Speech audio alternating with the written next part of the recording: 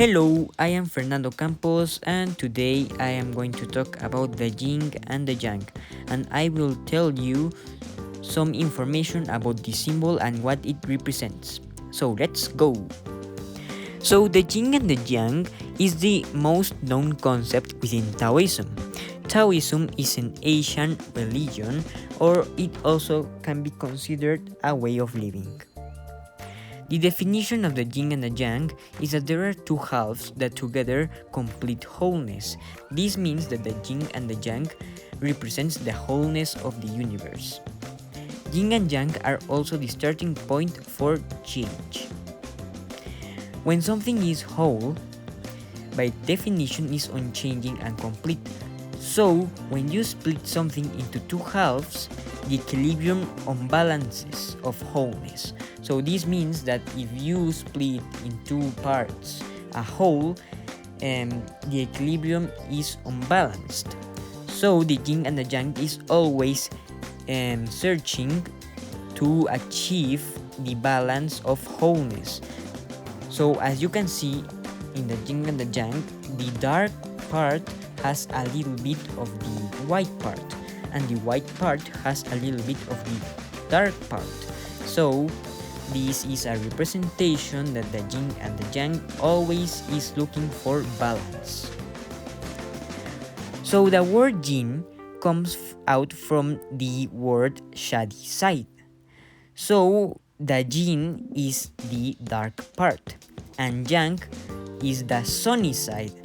So the yang is the white part. Yin and yang is the concept of duality forming a whole. The symbol for yin yang is called Taijitu. Most people just call it yin yang. The Taijitu symbol has been found in many cultures, and over the years has come to represent Taoism. So the yin and the yang is the symbol that represents Taoism. Nature of the yin yang.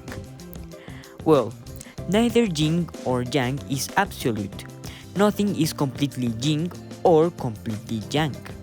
Each aspect contains the beginning point for each other aspect.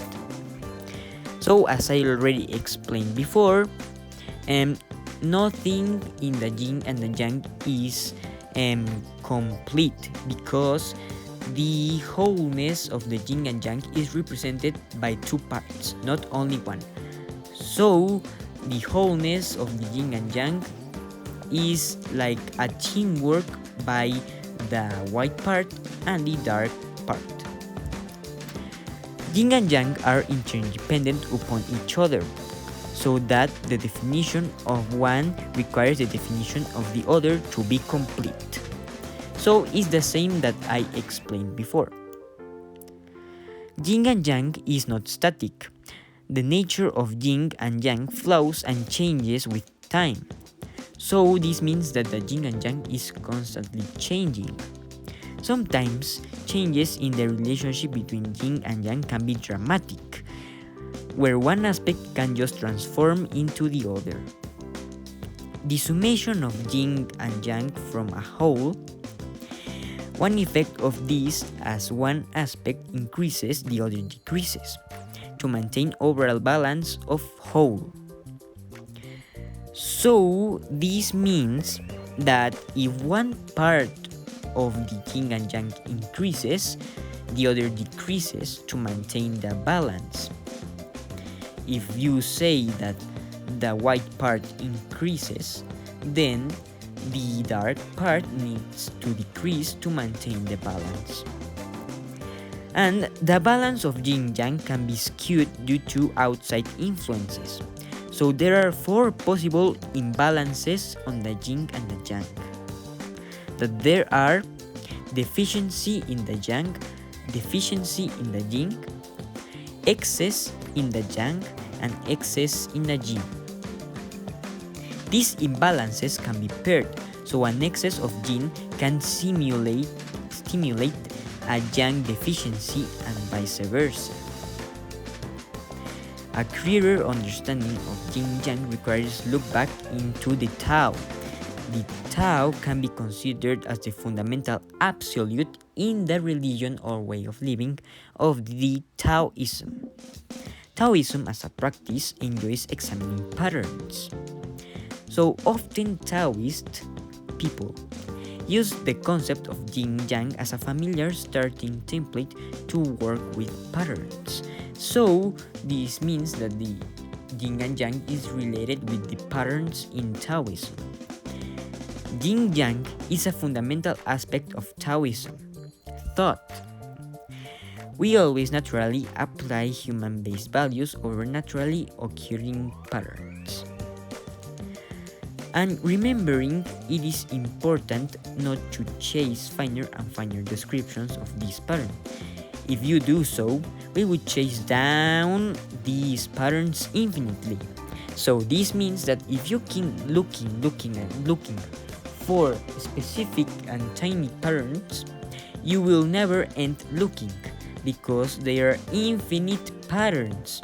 So you will never end looking for that pattern. So you will keep looking and looking infinitely.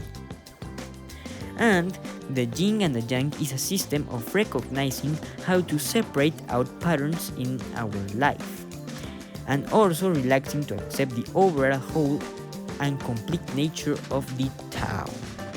And now here is some extra information about the Yin and the Yang. So as you see in the image, there is a complete whole structure and mathematical formula to form the Yin and the Yang symbol. As you can see, there is a big circle that is the base of the symbol.